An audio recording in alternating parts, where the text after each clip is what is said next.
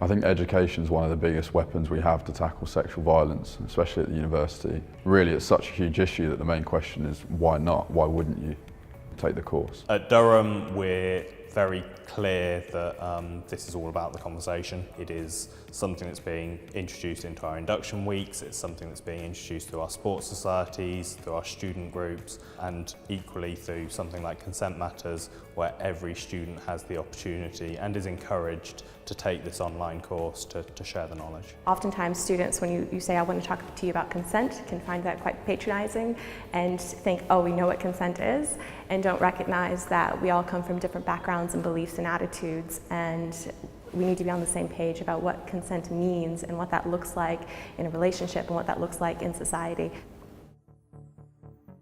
I think a lot of people think that it's not a problem until it's an immediate problem for them, and that was what this course was so good for, was making people realise there was far more to these issues than they might have previously thought. Equally, a lot of people might think they know all about it already just by reading it, by seeing, oh, consent matters, well, it's an issue of sexual consent, we all need to consent.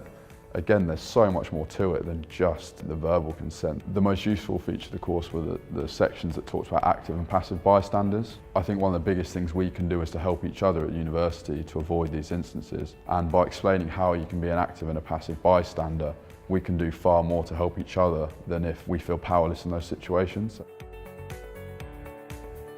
We've taken a student-focused approach across the institution. We're really looking for students to engage with the programme. I think it's really important to have students who are buying into the programme itself. Something like this has the potential to not be fully engaged with if it becomes something that you're kind of forcing people to do. It was really important to us that staff were able to access the course, because that way they were able to, one, see what students were being asked to learn, and also they were able to engage in the conversation with students. We haven't at this point made the course compulsory, however we are considering that. That's something that we're thinking about doing, especially for new starters. At the moment what we're trying to do is just make it a magnetic course that students want to take.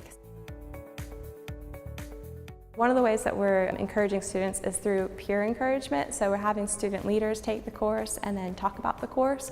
What did they like about the course? What did they not like about the course? Was it useful? Was it not useful? So it's not just, the university telling students to take the course. One of the routes that we're using is sports teams. Sport's a massive part of Durham University. 75% of our students engage in sport in some form or another. And because of the reach of that, we have a real opportunity to use sport as a social catalyst for change.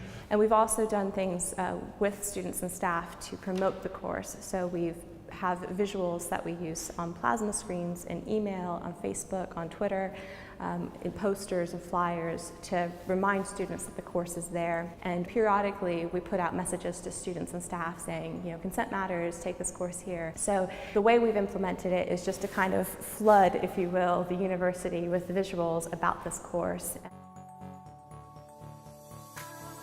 When we initially launched the course, we ran workshops with key members of staff, and what we did with that is we introduced the course, so we gave a preview of the course, and then we talked about how within their own departments with their students they would promote the course and what things they would want to do to engage their students in the conversation.